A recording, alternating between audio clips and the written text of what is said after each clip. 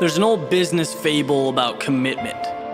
First time I heard it was years ago. I was watching a video of Dartmouth's rowing coach. He was telling a story to inspire his team. And basically in this story, there's a father, there's a son. They're sitting down at breakfast, and the son says, "Dad, I'm learning about commitment versus contribution in school, right? I'm trying to grasp it, but I can't quite understand the difference." Father thinks about it for a minute. He says, "Look down at your plate. What do you see?" Boy says, "Ham and eggs." Father says, "Well, that chicken made a contribution to your breakfast. That pig made a commitment." He then goes on to tell his team to row like pigs. And that simple metaphor created a foundation for everything that's come through my life since then, right? In anything we do, there's the option to go all in or to walk the line, to hedge your bets. And people so often leave or quit when something becomes difficult because there's another door they've left open, right? There's an easier way, an escape route.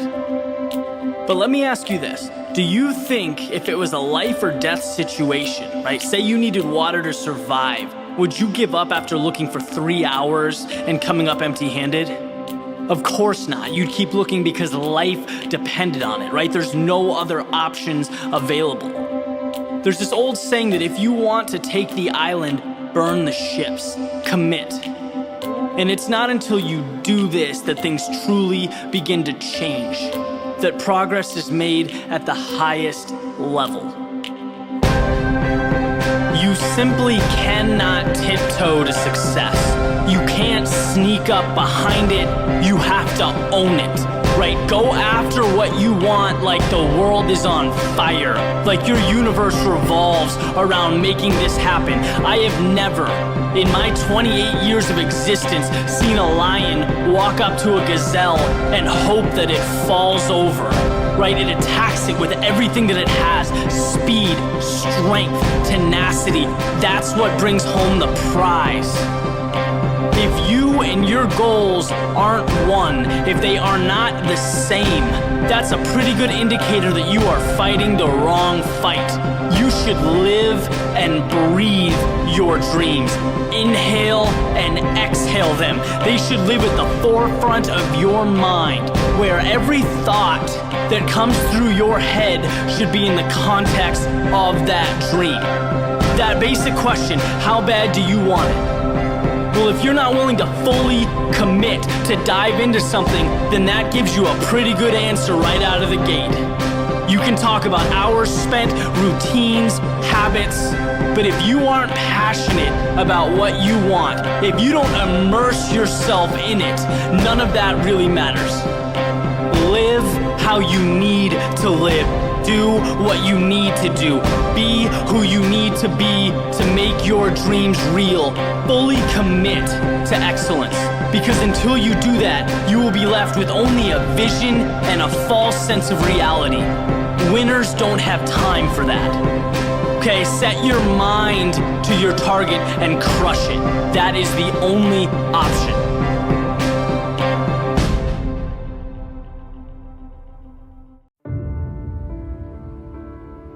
There's a story about some frogs. And, these frogs, as they're sort of making their way through the woods, the ground breaks underneath them, and two of them fall into this little pit. Way, way, way down. They tumble, and eventually they hit the bottom. They're looking up, and they're realizing how far they've fallen, right? Moving around, panicking, essentially coming to grips with the situation that they're now in. They start frantically jumping, trying to climb the walls. And as they're jumping, the frogs on top are looking down. And they're basically yelling, "Look, we're sorry this happened to you, but this is a lost cause. There's no way out for you guys. There's no need to jump around. This is a futile situation."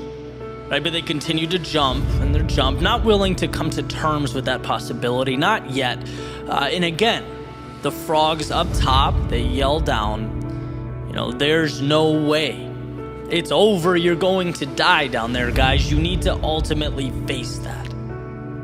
And one of the two frogs in the pit does concede to the situation. He hears the voices and, he stops jumping and makes his way further down the pit and he dies. But the second one keeps jumping and adjusting his approach, trying different things. Ultimately, he does get out. He climbs over the ledge, and when he gets to the top, he's confronted by the others. And they come up to him, they ask him, hey, didn't you hear us yelling down that the situation was impossible? Didn't you hear us say there was no way out? And as it turns out, he didn't hear, because this frog was deaf, right? So he couldn't hear a single word, and this ultimately saved his life. Not because it helped him do the miraculous or the impossible, but because it blocked out the outside voices attempting to tell him what possible is. Look, there will always be doubters, skeptics, and cynics. As Aristotle said, there is one way to avoid criticism. Do nothing, say nothing, and be nothing. But the beauty is that these voices have one thing in common, and that's their irrelevance. Because there's one voice that matters in the writing of your story, and that voice belongs to you. Never forget how much control you have. Never forget who holds the pen. Things are real when you make them real. Things stop when you stop. Things change when you change them.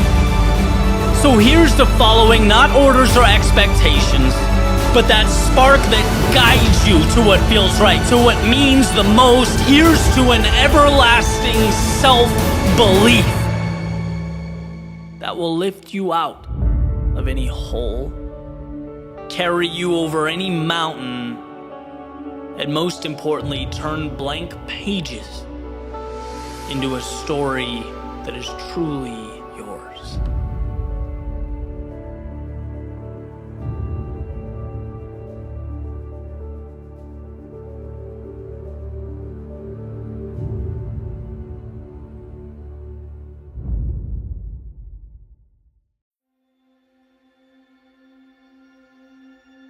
It's no secret that the best things in life come with the biggest price tags. The victories, the transformation, the things that ultimately define your journey, they're made of something different. And in fact, if you look at the etymology of the word extraordinary, it means outside the normal course of events. It means it requires of you something bigger. Robert Frost has a beautiful quote that the best way out is always through. The only way to redefine reality is to stop running in place and look the now square in the eyes. And when I think about my story, my growth, the greatest adversary I've faced hasn't been instances of misfortune or setbacks. Sure, they occur, but we find ways around those. My greatest adversary has been to concede to what I believed was normal. To hope or expect that somehow things would change on their own, that the world would ultimately rearrange itself for me. But this way of thinking needs to be changed, because where there is no accountability, the power is in the situation. But when you find the courage to face every problem in your life head on, you suddenly find yourself where you need to be, in control. Life is about breaking things down and rebuilding. It's remembering the meaning of the word extraordinary, and therefore stepping into the dark, the unknown, the organized chaos. Not going around the discomfort, but storming the castle, because it's here the greatness lives.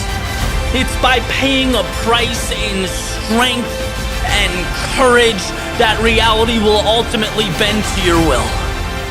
While life might tempt us, while pride might beg us, the best way out is always through.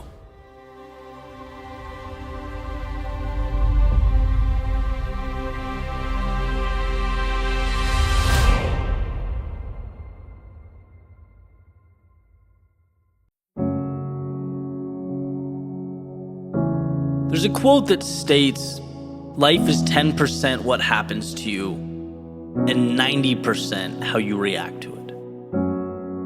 Which means that your reaction is drastically more important than the circumstance. And that's critical to know. It's critical to understand that no one in life has more power over your own situation than you. And there's an old story that hits on this point exactly. There's a father and a daughter. And basically the daughter's complaining. She's complaining about life, how difficult things are. She doesn't know how she's going to make it in whatever it is she's doing. I mean, the bottom line is she's tired of the day-to-day, right? And her father gets this idea. He says, come with me into the kitchen. And he gets 3 pots of water, puts them on the stove and turns the burners on. As soon as they start boiling, he drops a potato in the first one, an egg in the second one, and some coffee beans in the third one. And after some time goes by and they boil a little bit, he pulls them out, right? He puts the potato in a bowl, he puts the egg in a bowl, and he takes a ladle and he puts some of the coffee in a cup. And he says, what do you see? She says, well, I see a potato, I see eggs, and I see coffee. He says, yeah, but look closer. There's more there. And she goes and she touches the potato and it's now soft. And he hands her the bowl with the boiled egg. Right? She takes the shell off and breaks it open. She sees that it's hard inside. Then finally he asks her to take a sip of the coffee. And, she smells it. She takes a sip and a smile comes to her face. She says, so what does all this mean? What are you trying to say? And he says, well, the potato, when I dropped it in the water, it was rigid, it was tough, it was uncompromising. But in the boiling water, it became soft, weak. Then you have the egg that was basically the opposite. This delicate layer protecting a liquid center, and the boiling water made it hard. And then there was the coffee. That wasn't just changed by the situation. It created something new. It took the same adversity and used it as a lever to bring something beautiful into existence. He then looks at his daughter and says, look, when things become challenging, when things become difficult, which one are you? What's your approach? See, maybe the question is not about how challenging the situation is, right? Maybe we've been asking the wrong question. Maybe it's, how do you transform yourself and by default, the world around you? How do you take your strengths, your values, your loves, your joys, your happiness, and let that lead you into something bigger? When life gets hard, and it does, what do you become? I always remind myself, we are not defined by life at peak state. As much as I wish that were the case, right? We're not shaped by the easy days or the times that we floated by. Because those times are great, they're enjoyable, but they're not what make or break us. It's the times that challenge us and ask us to be what we have not yet become. That's the good stuff. And this is another one of those, simple but not easy type things, because on paper it makes sense, it's understood. But it's an outlook that manifests over time. It's slowly stacked piece by piece and brick by brick, realizing that every situation provides you with tools to make something out of an apparent nothing. And then it waits, right? Because fate is in your hands. And I can certainly think of, times in my life, that's one of the reasons I love these stories. I can reflect where each one of those pots of boiling water was relevant, right? I can think of times I was too headstrong, like the metaphorical potato. I thought success would be easy. I thought projects would be simple to execute. I spent months doing things that just weren't good because I didn't ask, what does the world need?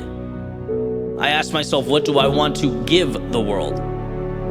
and there has to be a marriage there, right? And it was a quick reminder that the world owes me nothing. I was humbled or softened, as the story goes. I've been the egg, I've been timid, I've been uncertain, thin-skinned, worrying about what people would say or the content I was creating, worried about perception. How would things look if I failed? And very quickly, I learned that when life is a game of comparison or one-upmanship, when you do things for reasons and people other than yourself, can't win. You overcompensate. You do things for the wrong reasons and you lose yourself. You become hardened.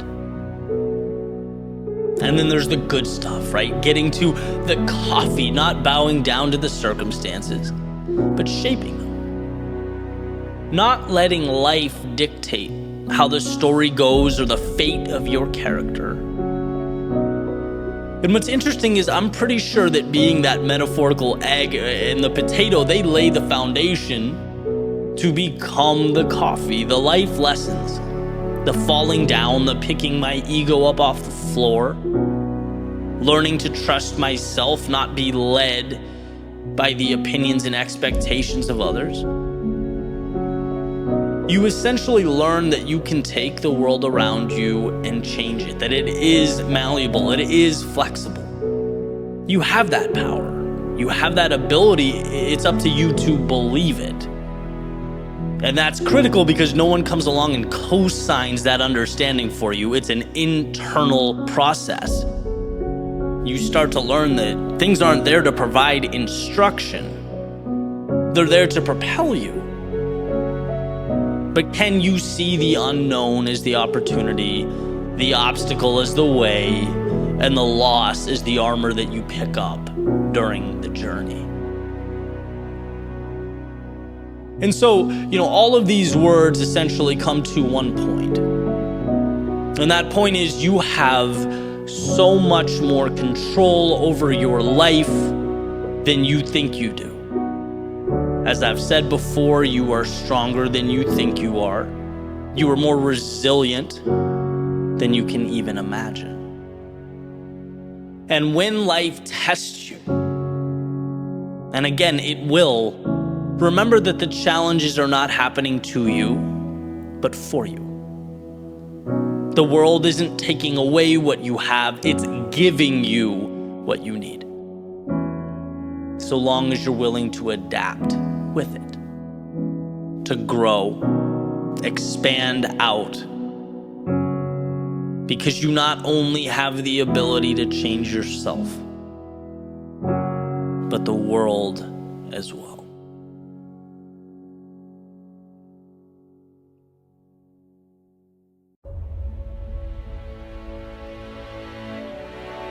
For a second, imagine that feeling in your stomach.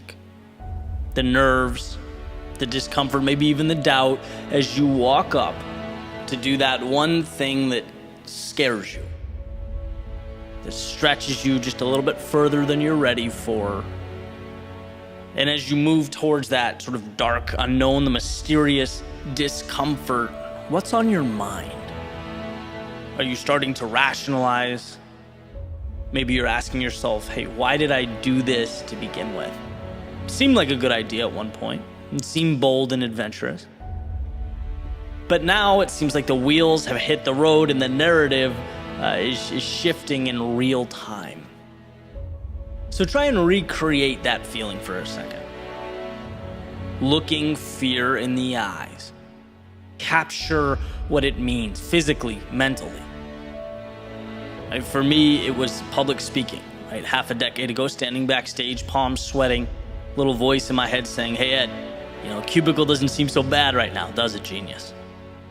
Maybe, for you in this scenario, it's that big test that feels like the weight of the world is on your shoulders, everything's on the line. Maybe it's something like starting a conversation with a complete stranger, interview for a job you want, starting line of a race, having the courage to speak your mind online. Maybe it's doing something your family doesn't quite get, or your friends won't understand, cutting ties with what's comfortable, a decision to be what you've always wanted to be. There's a million possibilities. right? There's a lot of fear that we dance with on a day-to-day basis.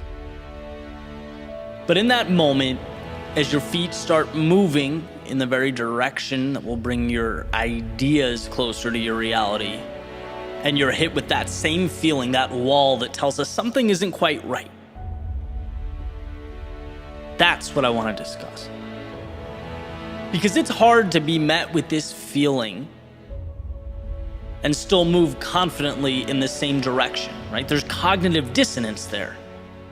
How can something feel wrong and be right? Should there be disconnect? You know, it's funny, I really enjoy reading quotes, and particularly Lewis Carroll has resonated with me over the years. You know, things he said in his works, they're witty, they're funny, but they're powerful. And one in particular stood out to me. It's why sometimes I've believed as many as 6 impossible things before breakfast. I just loved the concept, the idea of immersing yourself, you know, in the impossible, in the difficult, the thing that's not right in front of you, but sort of creating it as you go. So I got through The Looking Glass and Adventures of Alice in Wonderland, and it was an interesting read. I'm not sure I'd recommend it for everyone, but there was certainly one thing that popped out at me that I found incredibly valuable. And it was in Alice's journey holistically, right? So just, she goes into this rabbit hole, and the world is basically upside down. Nothing is as it was before she jumped. Nothing really makes sense. And what you see is her progression as a character, as she starts continually embracing the thing that feels abnormal, upside down and weird. But with each decision to move forward, she completely redefines this insane world that wasn't particularly warm and receptive to Alice to begin with. As she stands up to a queen running around ordering executions, she navigates a world with new rules and guidelines. She transforms the boundaries that used to define reality. And what I think is valuable is that there really wasn't this boom, transformative moment where everything changes. She just keeps subtly saying yes. She keeps moving forward without knowing for sure how things will work out or unfold, as if she's supposed to. And she becomes so accustomed to suppressing that feeling of fear and uneasiness that it almost becomes comical. She goes with it and becomes the author of a new story. She becomes untouchable in this world. And my point here, and for those of you not a fan of Alice in Wonderland, I appreciate you hanging on, but where these dots connect is that it's actually a pretty simple idea. Life unfolds in a way that is unimaginable when we shift our thinking from, oh no, here comes that feeling in my stomach again, my heart's pounding, my palms are sweating, so I've wandered too far. When you change that to, here comes that feeling in my stomach, heart pounding, palms sweating, so here comes the beginning of something incredible, life shifts. See, it's not running from that temporary feeling of fear and discomfort, but harnessing it. It's a weapon, it's a tool, right? It fuels the rocket ship headed to the moon. It's the water that seed of opportunity is dependent upon. And sure, it feels new and unsettling, and yeah, it's uncomfortable, but so is, as we learn, everything good. And sure, you could turn back. You could avoid that manufactured conflict, confrontation altogether, but man, you have to be okay never knowing what those peaks could have been. You have to be content imagining a life of adventure and not living it. And to me, that's a much steeper price, right? Because that feeling of fear in your stomach, it's temporary, it goes away, but the feeling of knowing you walked away when life held out its hand and offered you more, that doesn't go away. And see, I look at it like this. 2 things change every time you say yes. Every time you acknowledge the organized chaos and move forward anyway, you move both your internal and external worlds one step forward. Internal, because life is your identity. And as has been said before, humans always follow through on who they believe they are. I've heard actors saying the most important decision they make is the shoes they put on, because it lays the groundwork for how you feel. You just feel differently about yourself in clown shoes than you would in basketball shoes than you would in dress shoes. You feel different about yourself in a suit than you would in sweatpants. And this doesn't mean go reassess your wardrobe. It highlights how malleable identity is. Yeah, we follow through on who we believe we are, but the powerful thing is who we believe we are is created every single day. Every time we use fear to propel us forward, right? Your subconscious goes, okay, that's who I am. Someone who does the uncomfortable things, someone who is okay with fear, that's me.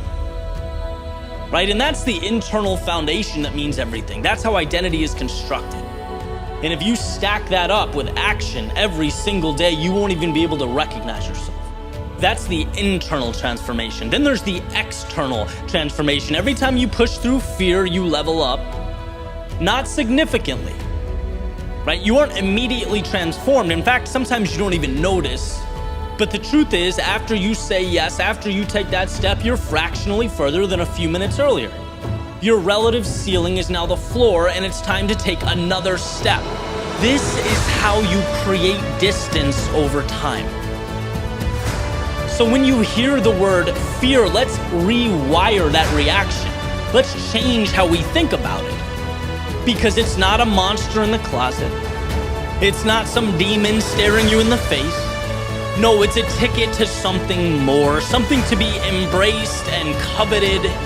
It's the next little step in your journey, and why when most of the world bows down to that feeling of discomfort or instability and stays the same, you will have moved forward. Not in a single leap, but a step that over time will become the reason that at some point, when you look over your shoulder, you'll find a life, a world, a reality that is unrecognizable in the context of where you began. It's why fear is not to be avoided or even tolerated, but sought out as the single variable that puts a pulse in your aspirations, gives hope to your dreams. The ideal life is not predicated on the avoidance of fear, but the ability to harness and capitalize on its power.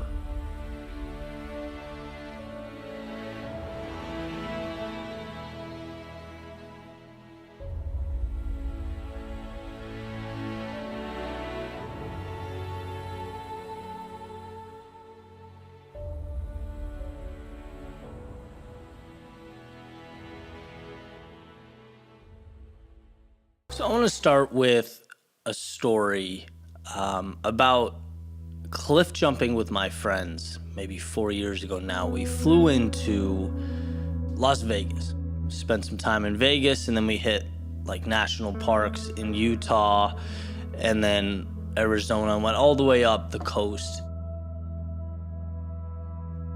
When we were in Lake Tahoe, at the very end, there was this spot to cliff jump.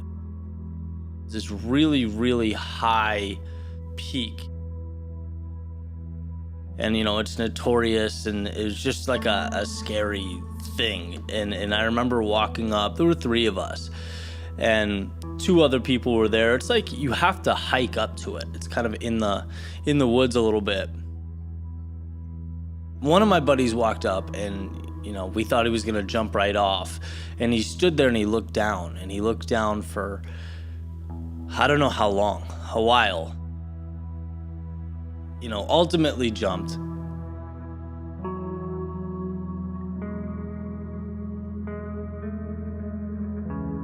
As far as I knew, I wasn't afraid of stuff like that, right? So I walk out and I look over the edge, and I could not bring myself to jump. Physically, I couldn't do it.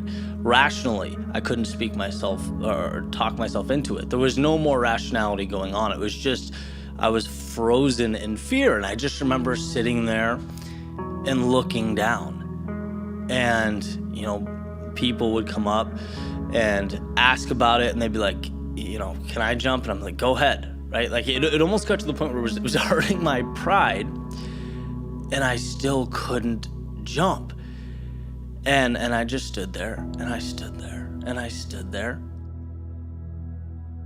I forget how long it took. I don't really know, and time was probably felt insane in that moment, but eventually I did, and it was incredible, right? It was a forever long drop, and just the adrenaline and the excitement, and you realize for a second that type of thing, that's peak living, and there's more of that out there in the world, and all of a sudden you want to capture it and obtain it, and you realize what you had been missing, and then my friend came up after me. He stood there for just as long too, right? It's a very weird thing, and it's hard to explain. There are so many situations that are this peak in our life, this cliff that we know we need to jump from. We know the other side is better, or we suspect, but we can't bring ourselves to do it. And this all came from a quote I found from John Green, one of my favorite authors. In his book, Paper Towns, it says, "It is so hard to leave until you leave. And then it is the easiest goddamn thing in the world." And that's right on the money, right? Being on the edge of that cliff, it is terror, sheer terror. It is so hard to make that jump, and then you do, and it's like life opens up. And it's the same thing in this case, right? It's so hard to leave until you do. It's terrifying to uproot, to change, to go somewhere you don't know. But once you do, life opens up. It's incredible. The other side is beautiful, and it's waiting for you. All of this is coming to a single point, a rule that I use to guide my decision making.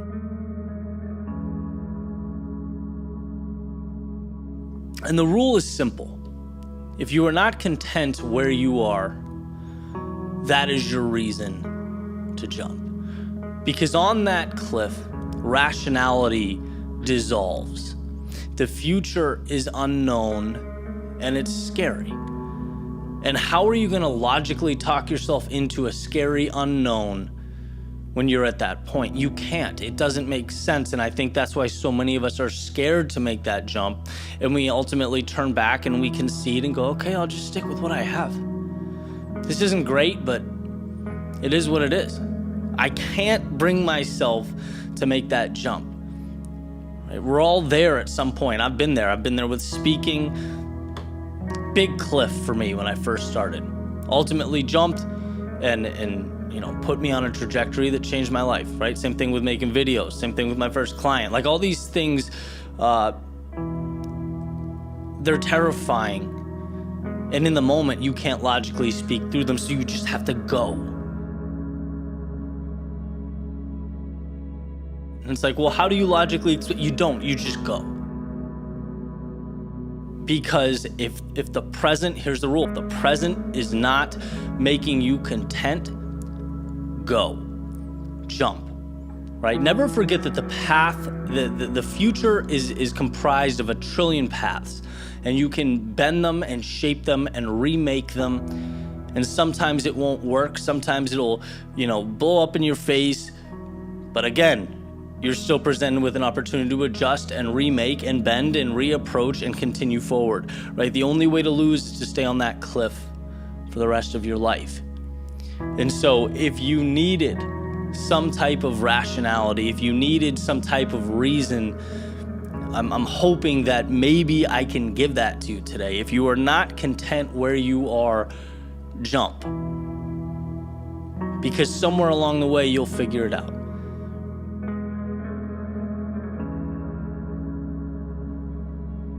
Every time I've jumped, it's changed my life for the better. Maybe not immediately, but ultimately. And as I say, that's what life's all about. So, hey, I hope you got something from this podcast. If you did, please subscribe, rate, review. Helps me get it out to the world. And guys, I appreciate that. And I will catch you tomorrow.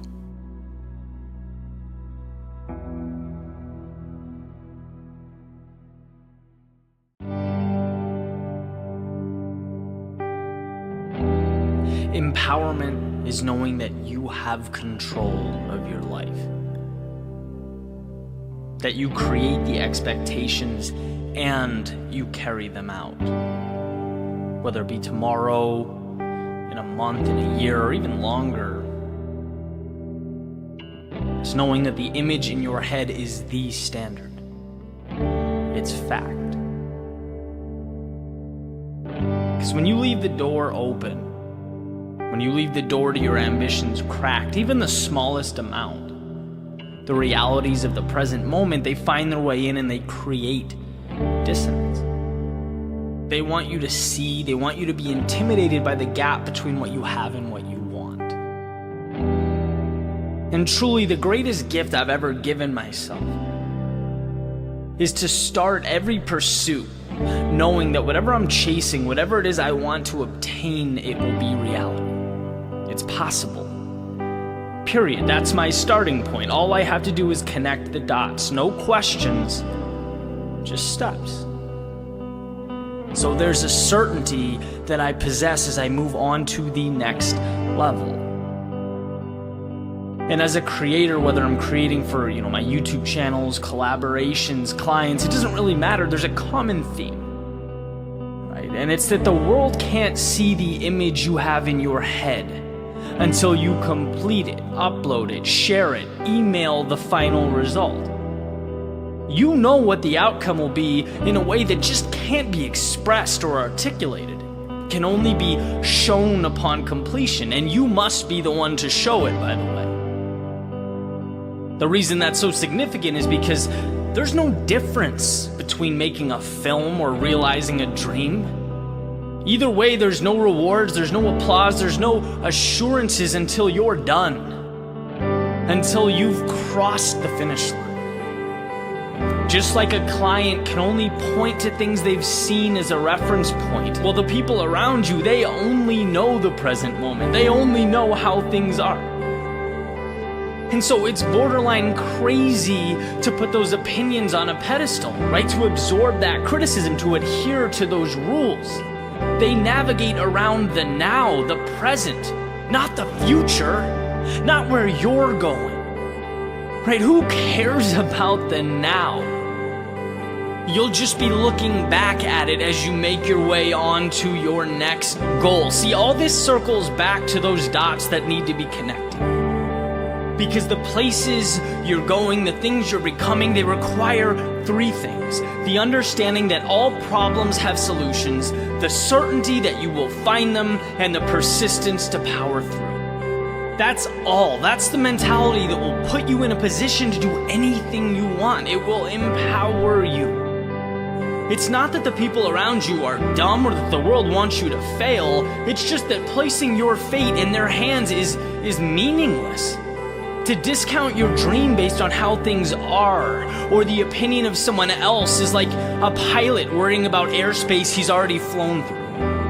Or asking the random dude in seat 22B to fly the plane, right? They are passengers on the journey, a journey that is worth the climb, that will be rewarding, that is waiting, but you have to be the one to see it, and you have to see it before the world does. You have to believe it before anyone else will. Because you'll build brick by brick on a foundation that the rest of the world would simply walk right by. Why? Because right now it's not a skyscraper with a beautiful architecture, 50 floors, and an incredible view. Right now it's an ordinary plot of land that no one would think twice about. So remember, yes, it's possible. Yes, there is a way. And when we focus on the vision and connecting the dot in front of you, the world opens up. Be your own biggest fan. Learn to cherish the sound of your own applause, because that is always what must come first.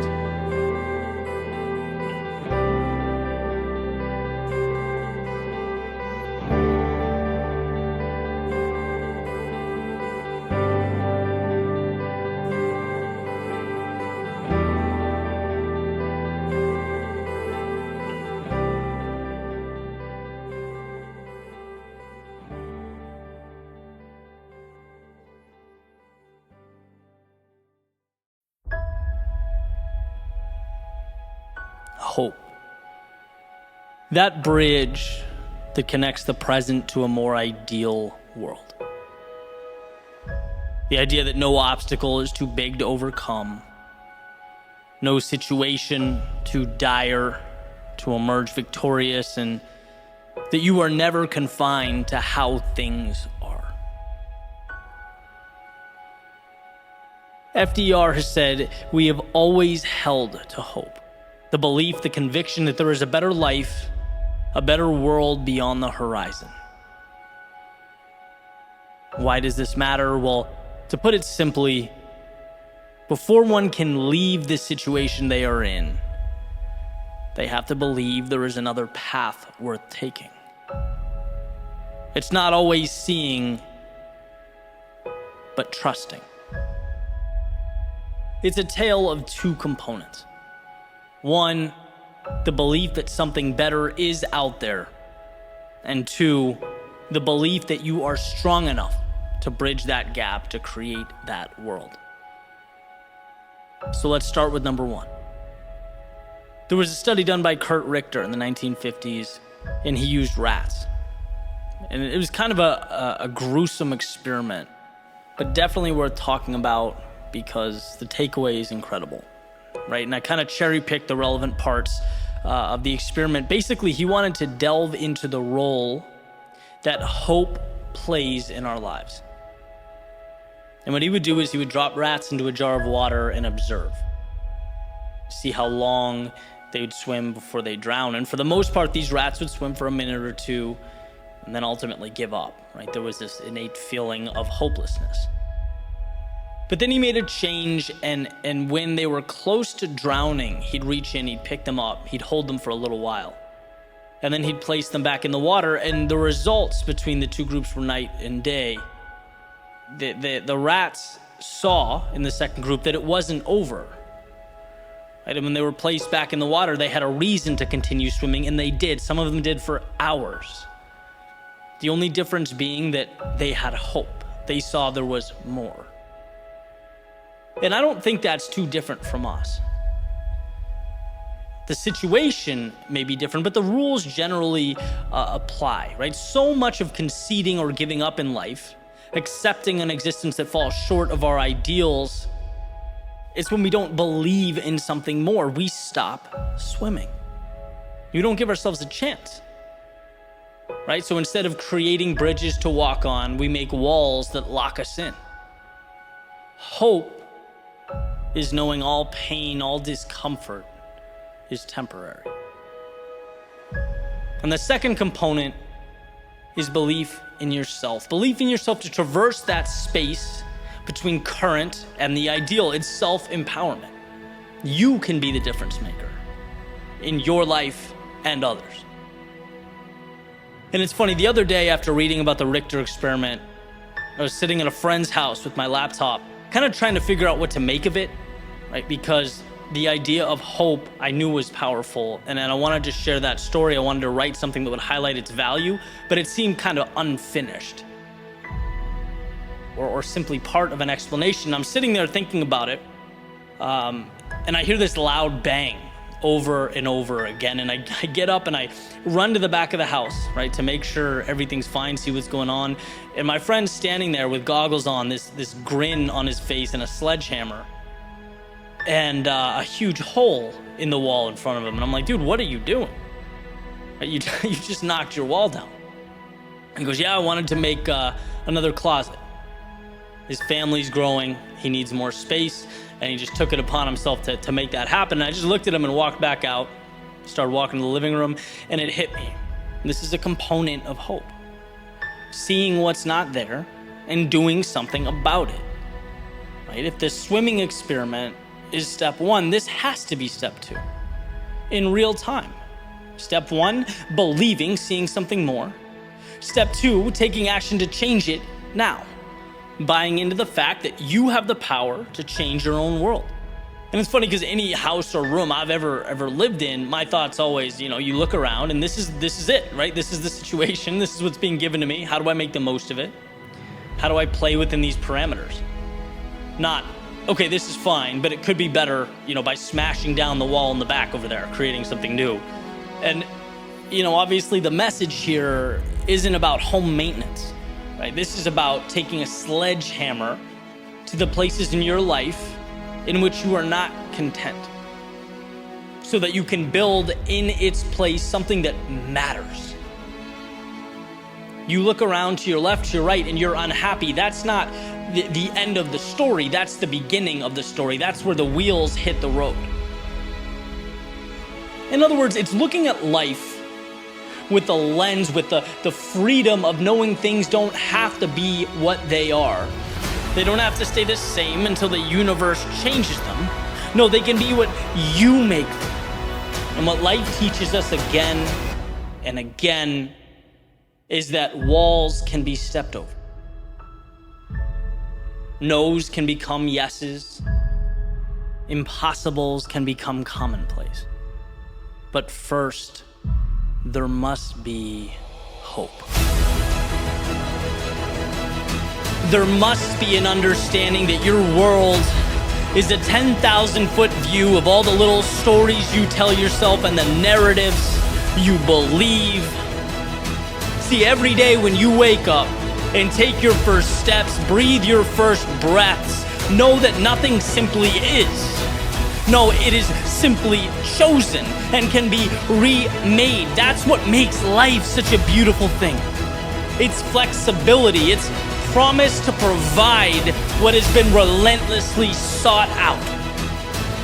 So remember, it's when you can't find your answer, when the odds look grim, when the rest of the world tells you no, that you most need hope. Hope, the power, the strength to look within yourself and remember that one, life can change, and two, you can change it. Armed with this understanding, nothing is impossible. When others fail to see the answer, the light in themselves, in the situation, you become the reminder that light is internally manufactured. We aren't given answers so that we may believe them. We are given the opportunity to believe, and thus we create that ending we hope to pursue. And without this, life is nothing more than a permanent status quo. It's holding our hands to the sky and receiving what life chooses to provide. But that's not why you're here. It's not why you woke up today. Not to accept, but to create. To find hope in the tragedy and the hardship, and to find within yourself the strength to move forward with whatever you decide comes next.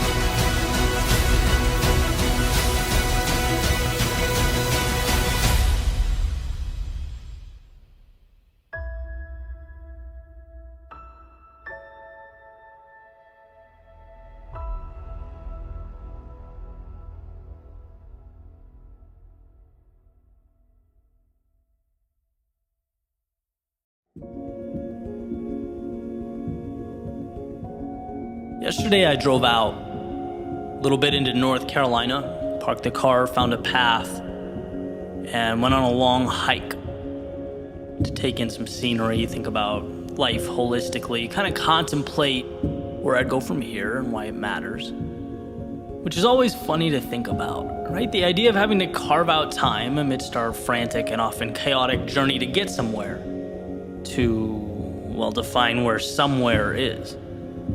But I think about that a lot. Our days consist of so much running around that I can easily forget what even my calculated decisions add up to. Why? It's a simple enough question, perhaps one I could ask more. Why? What's with this whole get comfortable with discomfort thing? Why do I place so much emphasis on the quote-unquote path less traveled? Which is a term that, one of my buddies was recently giving me a hard time about using in all my speeches, right? It must mean something to me. It's got me here. But is here better than over there? After all, it's not out of the realm of possibility that I'm the one who's missing the mark. And it's okay to examine that possibility. In fact, that's why I'm here. And I bounced this around in my head as I made my way up the trail and noticed as I looked around, everything just felt perfect. Have you ever had one of those moments where it just seems surreal? The morning was incredible. I loved the sound of the earth under my feet as I took each step, the chirping of the birds in the early morning, the sun making its way through the trees. And I thought, it's amazing that you can live 20 minutes from this feeling and just never experience it. I guess proof that a decision to not go, to do nothing, is still very much a decision. And in this case would have been the less desirable one. I'm glad I went. My phone was in my backpack, and for the first time in a while, I didn't even think about it.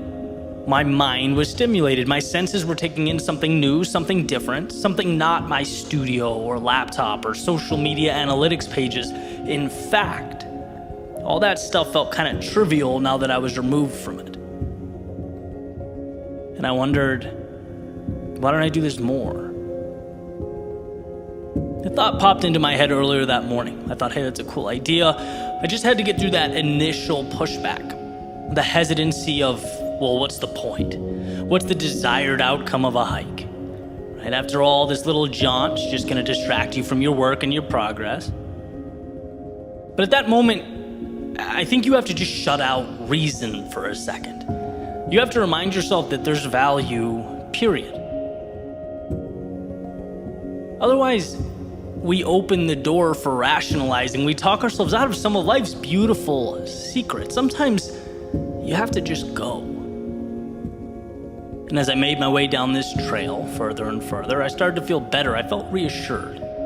Like I had something that I otherwise wouldn't have had, something that's my own. And maybe that is it. Maybe that alone is the reason for everything. To collect those incredible things, large and small, that we might not have had. After all, isn't life just an accumulation of memories, of experiences that are spread out like a choose-your-ending children's book? And with so much control over the outcome, I think that matter deserves my attention. In order to acquire the good stuff, whether it's in a different location or context or time in my life, I still learn again and again that to get that, we have to leave some things behind. And that's the essence of life. You usually get out what you put in. And I think about that a lot. I think about the forks in the road I've come across, those same ones, the life-altering decisions. I guess it's only human. Walking away from that promising career that I'd spent my whole life building towards. Every once in a while, sure, I miss the security. Leaving this city and the people that made my life what it was, it still haunts me from time to time, trading permanence and structure for the freedom to condense my life's work into a laptop and take it anywhere in the world. But empowerment can be lonely, right? And I guess I can't help that in the midst of those situations, the easy decision always feels like the wrong one. I've just been pulled by the upside. I gravitate towards this grandiose version of what life could be on the mark that I hope to make. And to me, the scariest thing has always been not having the courage to see more, to explore. The phrase, what if, has always been my adversary, the monster in the closet, and it's a costly one to slay. Right? But life is both suffering and infinite beauty. And it's like you have to choose where you're going to endure pain and why that matters so that you can climb the mountain that means everything to you, that makes life worth it. In other words, meaningful discomfort now or painful regret later. And I strongly believe that life is about pursuing something meaningful. And even the triviality of a hike wants to remind me of this truth. I could be at home playing guitar, watching Netflix, relaxing. I mean, that would have been easier. But there's only one way to catch that sunrise over the trees. And that way is not Netflix. All those beautiful views, they require an output of energy to reach them. They come with fear of something going wrong and in doubt that perhaps the turn you made wasn't the best one, and that's okay. But I believe that happiness, to be truly fulfilled, requires trade-offs. And And with each step, it becomes easier and easier to understand. For the gym rat, it's the discipline and the belief, knowing that muscles break down so that they can be built up. For the relationship to flourish, it's overcoming disagreements, accommodating the needs of that person that you love, so that they can be the last thing you see before you fall asleep. For the free spirit, it's walking away from what you know in pursuit of something that excites and invigorates, even if you're not entirely sure what it means. It's about enduring one so that you can collect the other. Now, what you choose to endure and what you choose to collect is up to you, but that's what makes life such a beautiful ride. A roller coaster taking you through lows to reach highs into darkness to see how life-changing the light is when it pushes its way through. Little decisions that become the collage that explodes off the paper when you step back and look. That's what you get back when you make a point to see more. That's why my love affair with the trivial and the mundane lights my path. It's not just a little thing. It's a microcosm of my everything. It's my saying yes to the opportunity that we work so hard to ignore in an effort to avoid inconvenience. But a life worth living is not always convenient. You could even argue at times it should be inconvenient, because the higher the climb, the more we give of ourselves, the more precious the world looks from the top down. In the challenging times, the things we sacrifice and leave behind, they're not so much a part of the picture as the paint on your palette. That in breaking down, you can now recreate using your own ideals, metrics, and guidelines, a world that you now have the ability to transform. That's why life to me is nothing more than color, decisions nothing more than paint, steps nothing more than brush strokes, and life, well, life is nothing and everything. Which, as the morning breeze reminds me,